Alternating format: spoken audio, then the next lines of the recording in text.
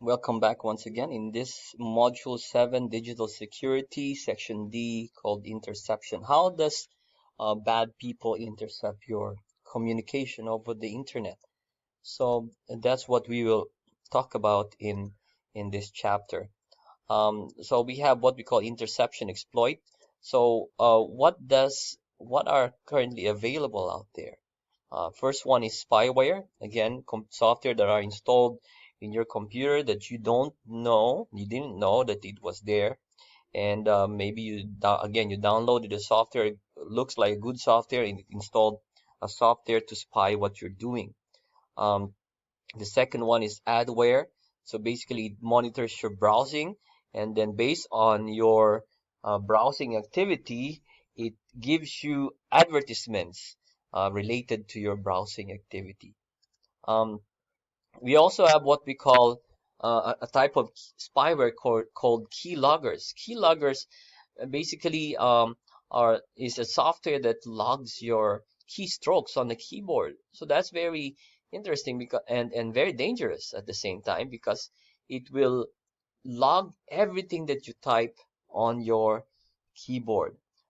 The next one is man in the middle attack, or MITM.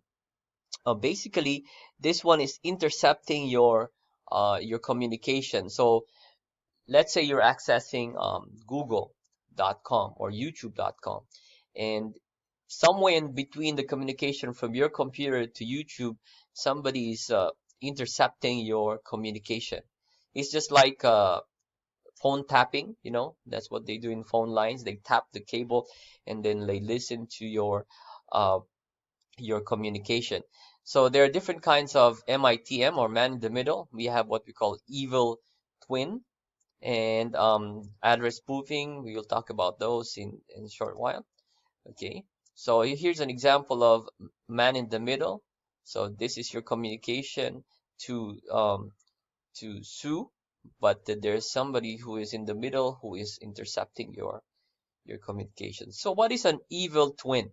An evil twin is a LAN server um, to it's like to mimic a legitimate maybe Wi-Fi hotspot. So let's say you're in AIU. How do you know which wireless access points are actually legit? It's difficult to know, right? So you might say, I'm a hacker and I create an evil twin and I name the wireless called APIU Wi-Fi, and you will not suspect it's an evil twin. So it says here evil twins are difficult to detect, and to avoid this exploit, refrain from entering sensitive data while using any questionable network and avoid using unsecured networks. So in the airports, you usually access internet. How do you know that those are not bogus Wi-Fi hotspots? If it asks you for sensitive information, think twice or thrice before accessing them. Here is an example of public Wi-Fi services in Los Angeles Airport. There's free airport internet, lax Wi-Fi, and Boingo. It says the remaining Wi-Fi hotspots are operated by individuals using their phones as tethering device. Of the three public Wi-Fi services, free airport internet is not secured. Therefore, it is most likely to be an evil twin. So usually, if it's not secured, yeah, you have to use your common sense on when you're using this Wi-Fi hotspots. You have to check it first. Sometimes when we get free, we are so excited we don't investigate what's going on, or how it will affect us or our computers. Investigate first. It's good to be educated. The next type of man in the middle attack is called address spoofing. What is this? When somebody sends you an there are different kinds of address spoofing. One is email address spoofing. When you receive an email, you see the from address, right? But like I said before, you can actually mask that address. It looks like it came from somebody who's legit, but actually in behind it's not. So that's a spoofed address. Um, it's very dangerous. Just if you suspect an email came from an untrusted source, do not do anything in that email. Do not click any link. Another type of address spoofing is changing the address or using your address is used by, I mean, your address or computer's address is being used by another computer. Um, every computer has an IP address, and if that address is spoofed, I can basically, uh, let's say, use the same address that you use in your computer to my computer. The communication from your computer will be directed to my computer. We will not go into detail on that. Those of you who will be taking networking, we will be discussing that more in detail when you take that course. We can also use, there's also another kind of spoofing called address spoofing, DNS address spoofing. What is DNS? Basically, um, when you are, when you type google.com, it actually sends it to the address of the computer. So let's say, for example, 123.123.122. Now I can change the domain, or okay, let's say edward.com, and then still forward it to 123.123.123.122. Or if I access google.com, forward it to my server 7777. So that's basically DNS spoofing. You can modify the DNS server. Again, this will be discussed more in detail in the networking course, how this DNS spoofing works. Another one is the ARP address spoofing. In networking, just there's a table called, sorry,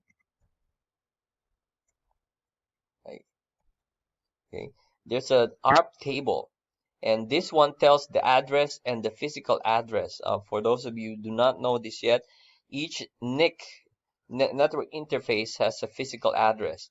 We can actually change that physical address and then the internet address as well. That is what we call ARP spoofing. So we can redirect. Similar to DNS, we can redirect the traffic to another device. Okay, now usually communication is protected by what we call digital certificate. So I've showed that to you already. When you go to paypal.com,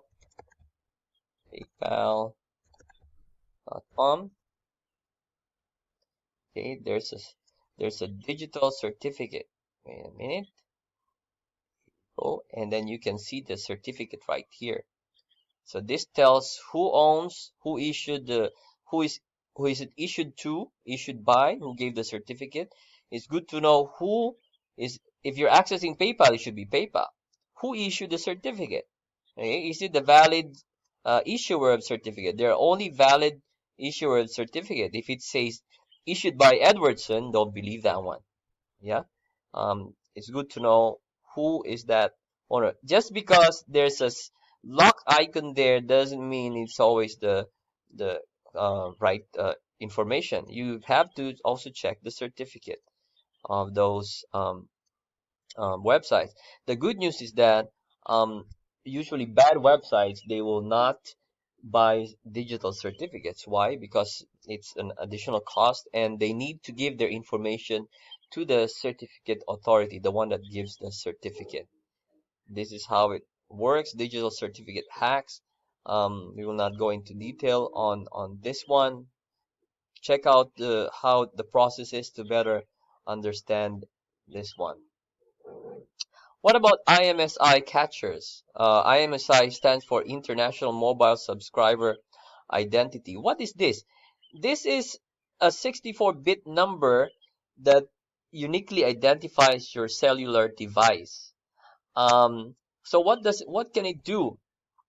Um, well, basically, they will eavesdrop your IMSI, and then they will use that to for their own devices, and then it can be used for man-in-the-middle attack, or how to say.